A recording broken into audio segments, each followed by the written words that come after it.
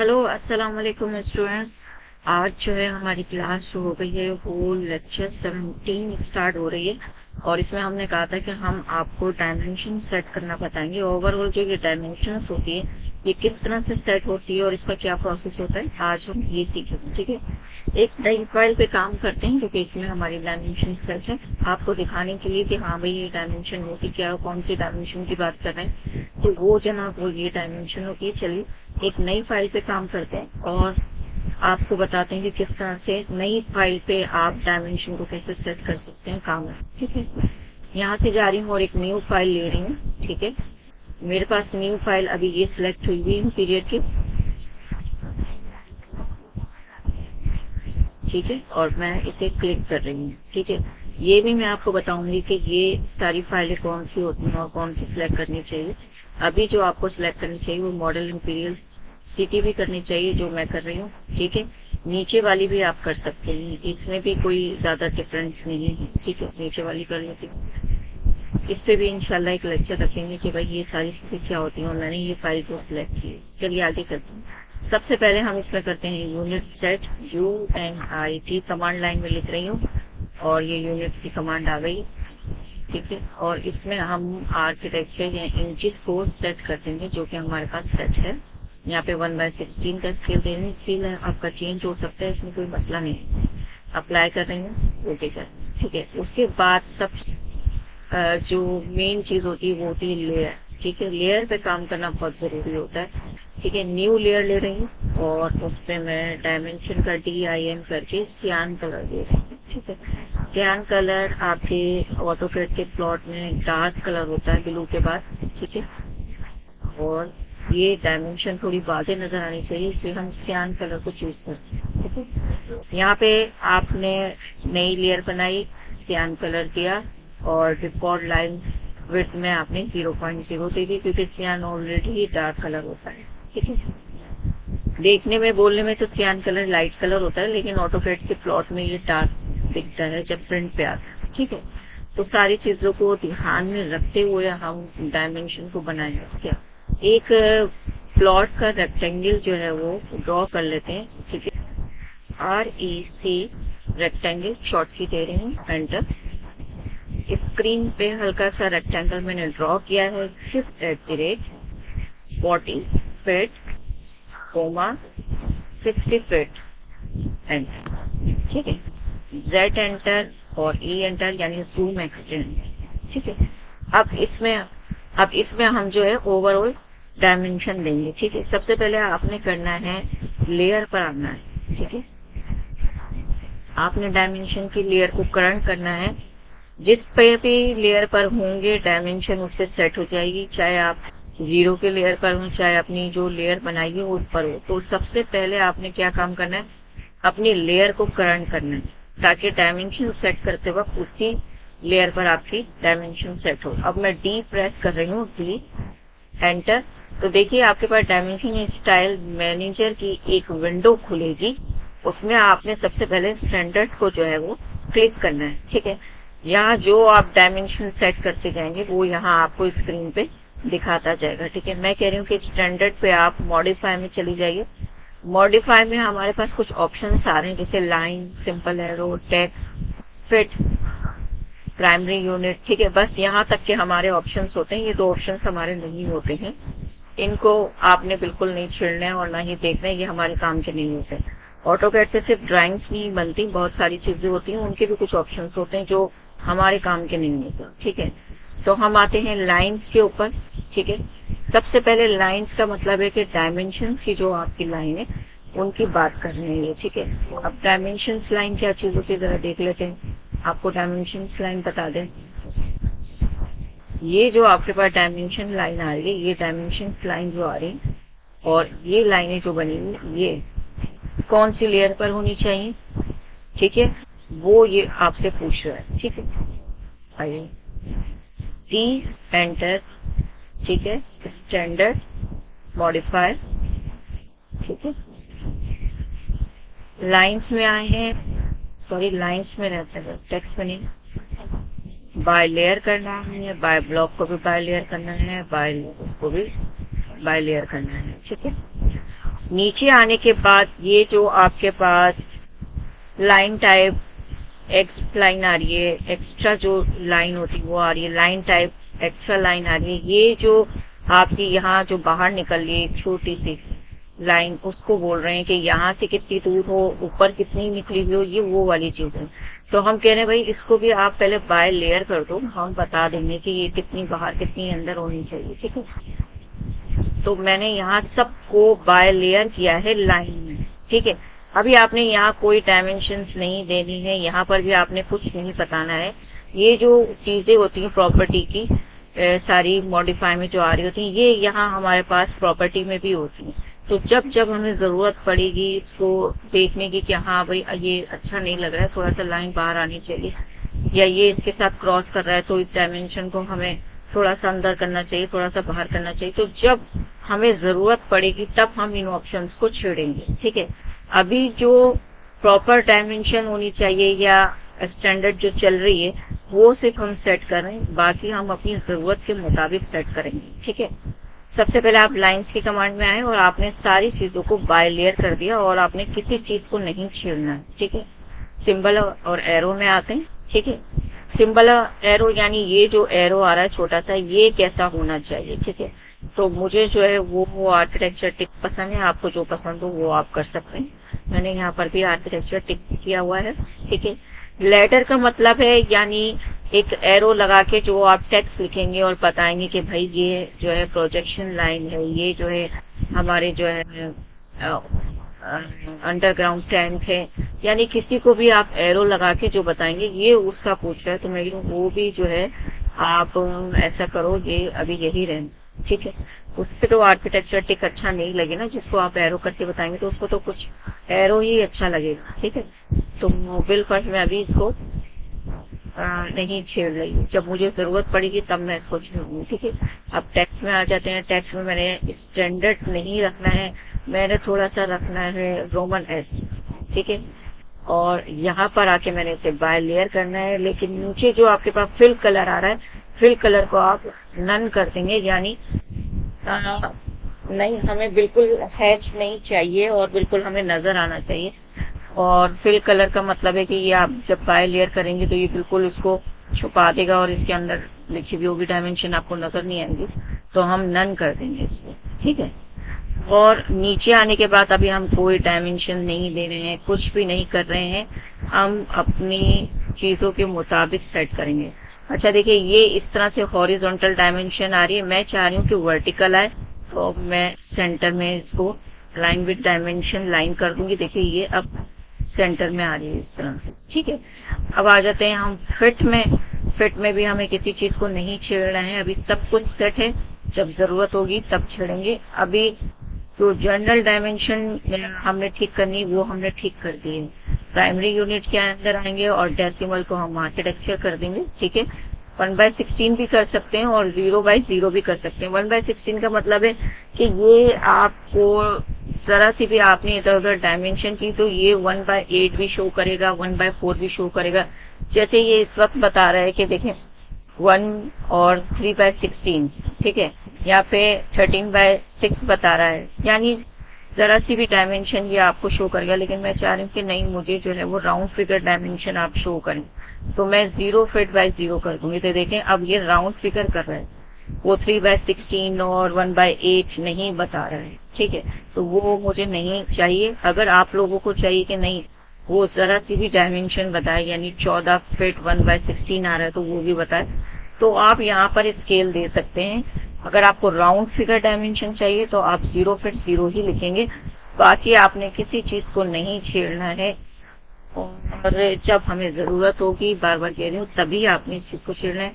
बस यहाँ पर ये डायमेंशन सेट हो गई है। अब हम मॉडिफाई में आकर अपनी कुछ चीजों को छेड़ेंगे, ठीक है, जो हमारे मुताबिक होनी चाहिए। दोबारा से रिवाइज करते हैं। लाइन में आकर हमने सिर्फ बाय लेयर किया है और किसी चीज को नहीं छेड़ा है। सिंबल में आके हमने अपनी पसंद के एरो सिलेक्ट किए हैं और यहाँ पर अभी इसको हाइट भी नहीं दी है, ठीक है। ये एरो की हाइट मांग रहा है, तो मैं अभी इसे नहीं दे रही हूँ, ठीक है। टेक्स्ट में हमने यहाँ पर अपना पसंद का टेक्स्ट स्टाइल चूज किया है, यहाँ पे बाय लेयर किया है।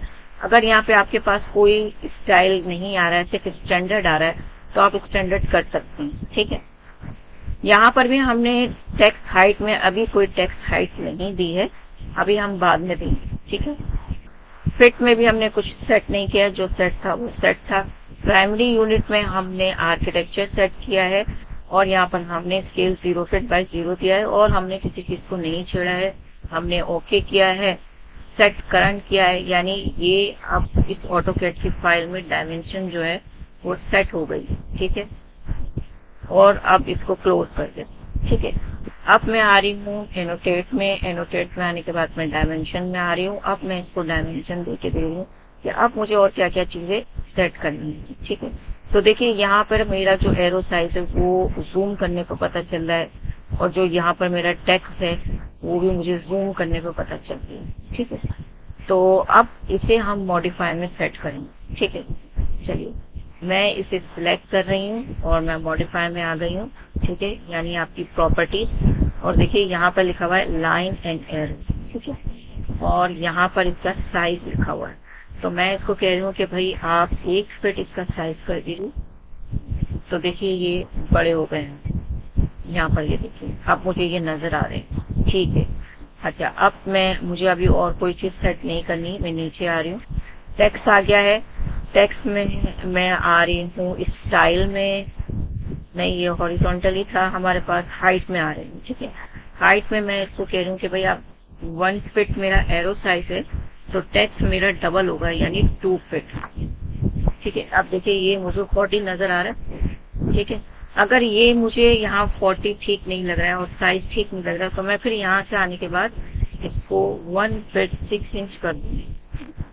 ठीक है, लेकिन अगर वहां डी में मैं इसकी टेक्स्ट हाइट सेट कर देती तो वही मुझे चलानी पड़ती, इसलिए हमने वहां पर टेक्स्ट हाइट को सेट नहीं किया, क्योंकि हम अपनी मर्जी से करना चाह रहे हैं। कहीं पे हम बड़ा रखेंगे, कहीं पे हम छोटा रखेंगे, तो हम मॉडिफाई में आके चेंज कर सकते हैं, लेकिन एक दफा हमने वहां सेट कर दिया तो फिर हमें दोनों जगह सेट करना पड़ेगा। ठीक है, चलिए अच्छा अब मैं यहाँ पे कह रही हूँ कि नहीं भाई 1 फीट 6 नहीं 2 फीट ही होना चाहिए, तो ये 2 फीट हो गया।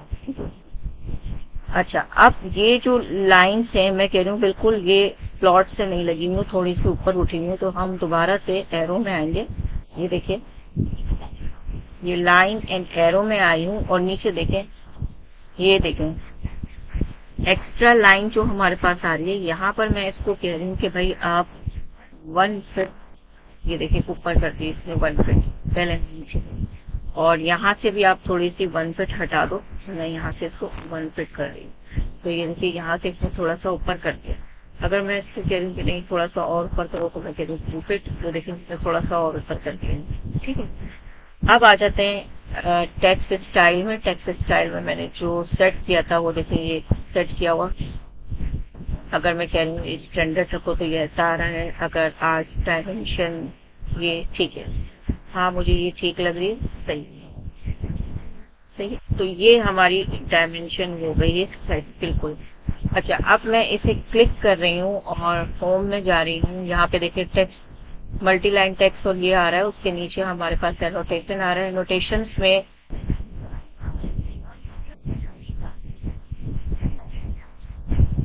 टेक्स्ट स्टाइल में आके ये ना आपके पास टेक्स्ट स्टाइल बिलफर्स वो जो रोमन एस मैंने दिया है ये वाला, ये मुझे ठीक नहीं लग रहा है, तो मैं यहाँ पर कोई और सा भी डायमेंशन स्टाइल दे सकती हूँ। ठीक है, यहाँ पे आपके पास बहुत सारे डायमेंशन स्टाइल है, ये देखिए ये वाला जो है ठीक लग रहा है, तो मैं इसको अप्लाई करूंगी, सेट करंट कर दूंगी।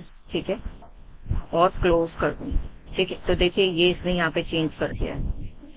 ठीक है, दोबारा से मैं आपको बताती हूँ कि मैंने किस तरह से किया है। मल्टी लाइन टेक्स्ट के नीचे एनोटेट आता है। एनोटेट में आपके पास देखिए यहाँ पे टेक्स्ट स्टाइल आ रहा है। टेक्स्ट स्टाइल के अंदर आप जाएंगे, उसके नीचे है मैनेज टेक्स्ट स्टाइल आ रहा है, आप इसके अंदर जाएंगे। ठीक है, और यहाँ पर अपनी पसंद का टेक्स्ट पसंद करने के बाद यहाँ पर आप इसको सेट करंट कर देंगे। ठीक है, सेट करंट करते ही क्लोज करेंगे तो यहाँ पर आपका टेक्स्ट स्टाइल चेंज हो जाएगा। ठीक है, अब आप क्या करेंगे, जब भी आप एनोटेट में जाएंगे यहाँ पे डायमेंशन लेंगे, थोड़ा सा आपको ये मैच प्रॉपर्टी करना पड़ेगा। क्योंकि हर चीज हमने डायमेंशन में सेट नहीं की है। ठीक है, एंटर, एक डायमेंशन आपने सेट कर ली और फिर मैं कह रही हूँ कि भाई इसको आप मैच प्रॉपर्टी कर दो, तो ये देखिए, तो ये आपकी डायमेंशन सेट होती है। तो जनाब आज हमने क्या सीखा, डायमेंशन किस तरह से सेट की जाती है, ये चीज हमने सीखी। और हम डी करके जो स्टैंडर्ड चीजें सेट कर लेते हैं और मॉडिफाई में जाके जो ये इन चीजों को हम सेट करते हैं, सिर्फ हम वो चीजें सेट करते हैं जो हमें बार बार सेट करनी ना पड़े। ठीक है, जो हमें बार बार सेट करनी पड़ती है वो हम प्रॉपर्टीज में से करते हैं। और वो क्या चीजें होती हैं, वो टेक्स्ट स्टाइल होता है, टेक्स्ट हाइट होती है, एरो साइज होता है, एरो के जो है एक्स्ट्रा लाइन होती है, कहीं हमें ज्यादा चाहिए होती है, कहीं हमें कम चाहिए होती है, तो वो हम प्रॉपर्टीज से करते हैं। अच्छा, यहाँ पर जो हम चीजें सेट करते हैं, इसके लिए मैंने आपके लिए एक प्रोफाइल बनाई है, ये देखिए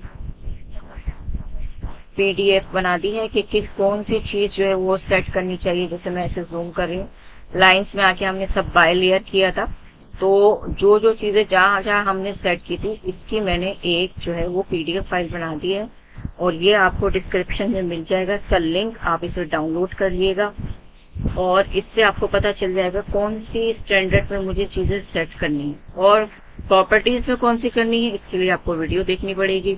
ठीक है, तो वीडियो देखकर आप प्रॉपर्टीज में चीजें सेट कर सकते हैं। इसके अलावा अगर कोई भी मसला हो और आपकी डायमेंशन सेट नहीं हो रही हो और आप पूछ सकते हैं कि मैम आपकी तो हो रही थी और मेरी नहीं हो रही, मैंने तो यही सेट किया है या यही चीज सिलेक्ट की है, तो वो आप फाइल हमें सेंड कर सकते हैं, हम उनको देख लेंगे कि क्या मसला आ रहा है। ठीक है, इंशाल्लाह अब नेक्स्ट लेक्चर में मैं आपको बताने वाली हूँ कि हम प्लॉट कैसे करते हैं, यानी कि जब हम कोई ड्राइंग बना लेते हैं तो हम उसे प्रिंट कैसे करते हैं। पहले मैं एक सिंपल प्रिंट करने का तरीका बताऊंगी जो स्केल पर नहीं होगा, वो बस आपके पेपर के साइज पर बिल्कुल फिट आ रहा होगा। उसके बाद मैं आपको लेआउट बताऊंगी कि लेआउट में हम अपनी ड्राइंग कैसे सेट करते हैं। यहाँ हमारे पास लेआउट होता है। ठीक है, देखिए आपके पास इस तरह से लेआउट लिखा हुआ आ रहा होगा, मेरे पास वर्क भी लिखा हुआ आता है और अगर मैं अगला कोई लेआउट सिलेक्ट करती हूँ तो लेआउट आ जाता है। मैं वर्क में डबल क्लिक कर रही हूँ तो इस तरह की कोई स्क्रीन आपके पास आ रही होगी। ठीक है,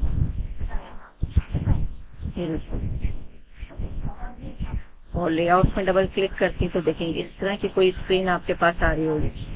ठीक है, तो लेआउट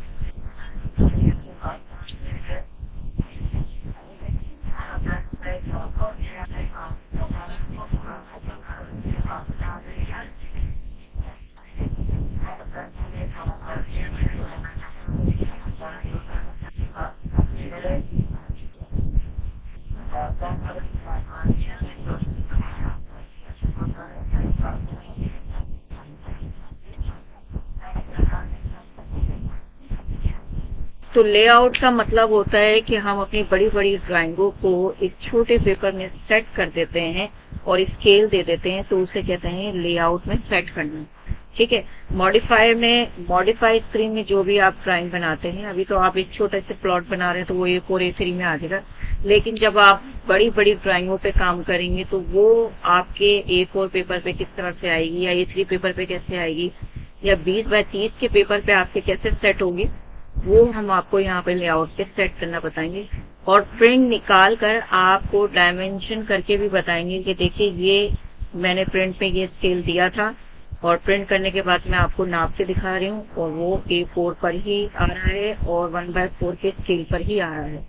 यानी आपको डायमेंशन करके भी दिखाएंगे कि जो हमने डायमेंशन स्क्रीन पे दी थी, स्केल सेट किया था, वो हमारे प्रिंट करने के बाद भी आ रहा है। ठीक है, तो इंशाल्लाह अगले जो है लेक्चर में हम पढ़ेंगे प्लॉट करना और हो सकता है कि ये हमारी जो अगला लेक्चर है वो पार्ट्स में जाए कि पार्ट 1 हमने आपको सिर्फ प्रिंट करना बताया कि किस तरह से प्रिंट करते हैं, क्या क्या चीजें सिलेक्ट करते हैं। पार्ट 2 में मैं आपको बताऊंगी कि लेआउट कैसे बनाते हैं, लेआउट में कैसे सेट करते हैं ड्राइंग में। और पार्ट 1 में जब मैं आपको प्लॉट करना सिखाऊंगी तो उसके साथ साथ मैं आपको बताऊंगी CTB फाइल बनाना, यानी लेयर्स को लेके जो CTB फाइल बनाई जाती है, लाइन थिकनेस किस तरह से आनी चाहिए प्लॉट में, वो सब आपको सिखाने वाले हैं। चलिए ठीक है, अपना ख्याल रखिएगा। अगले लेक्चर के लिए और हमारा अगला लेक्चर जरूर देखिएगा। ओके, अल्लाह हाफिज।